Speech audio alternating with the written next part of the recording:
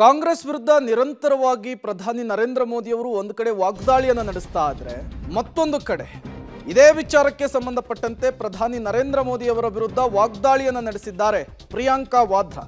ಅಪ್ರಸ್ತುತ ವಿಷಯದ ಬಗ್ಗೆ ಮಾತನಾಡ್ತಾ ಇದ್ದಾರೆ ಪ್ರಧಾನಿ ನರೇಂದ್ರ ಮೋದಿ ಅವರು ಅಂತೇಳಿ ತಿವಿಯುವ ಕೆಲಸವನ್ನ ಮಾಡಿದ್ದಾರೆ. ಅವರಿಗೆ ಅವರು ಗೆಲ್ಲಲ್ಲ ಅನ್ನೋದು ಗೊತ್ತಾಗ್ಬಿಟ್ಟಿದೆ. ಮೊದಲ ಹಂತದ ಚುನಾವಣೆ ಮುಗಿದ ಮೇಲೆ ಜನರಿಗೆ ಸುಳ್ಳನ್ನ ಹೇಳ್ತಾ ಇದ್ದಾರೆ ಪ್ರಧಾನಿ ನರೇಂದ್ರ ಮೋದಿ ಅವರು. ಪ್ರಧಾನಿ ಮತದಾರರ ಗಮನವನ್ನ ಬೇರೆಡೆ ಸೆಳೆಯಲಿಕ್ಕೆ ಯತ್ನ ಮಾಡ್ತಾ ಇದ್ದಾರೆ ಅಂತೇಳಿ ಪ್ರಿಯಾಂಕಾ ವಾದ್ರಾ ವಾಗ್ದಾಳಿಯನ್ನು ನಡೆಸಿರುವಂಥದ್ದು.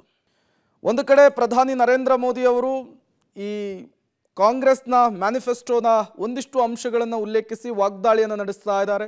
ರಾಜಸ್ಥಾನ್, ಛತ್ತೀಸ್ಗಢ ಹೋದಲ್ಲಿ ಬಂದಲ್ಲಿ ಇದೇ ವಿಚಾರವನ್ನು ಪ್ರಸ್ತಾಪಿಸಿ ಹಿಂದುತ್ವದ ಅಸ್ತ್ರವನ್ನು ಪ್ರಯೋಗಿಸ್ತಾ ಇದ್ದಾರೆ. ಈ ಪ್ರಧಾನಿ ನರೇಂದ್ರ ಮೋದಿ ಅವರ ಈ ಟೀಕೆಗೆ, ಅವರು ಆಡ್ತಾ ಇರುವಂತಹ ಮಾತುಗಳಿಗೆ ಇವತ್ತು ಪ್ರಿಯಾಂಕಾ ವಾದ್ರಾ ಕೂಡ ತಿರುಗೇಟು ಕೊಡುವಂತಹ ಕೆಲಸವನ್ನು ಮಾಡಿರುವಂಥದ್ದು. ಈ ಮೂಲಕ ಕಾಂಗ್ರೆಸ್ ಪ್ರಣಾಳಿಕೆಯ ವಿಚಾರಕ್ಕೆ ದೊಡ್ಡ ಮಟ್ಟದ ಮಾತಿನ ಸಮರವೇ ನಡೀತಾ ಇದೆ. ಪ್ರಧಾನಿ ನರೇಂದ್ರ ಮೋದಿ ಅವರು ದೇಶದ ಜನರನ್ನ ದಿಕ್ಕು ತಪ್ಪಿಸುವ ಕೆಲಸ ಮಾಡ್ತಾ ಇದ್ದಾರೆ ಅಂತೇಳಿ ತಿರುಗೇಟನ್ನು ಕೊಟ್ಟಿದ್ದಾರೆ ಪ್ರಿಯಾಂಕಾ ವಾದ್ರಾ ಅವರು. ಮೊದಲ ಹಂತದ ಚುನಾವಣೆ ದೇಶದಲ್ಲಿ ಮುಗಿದಿದೆ.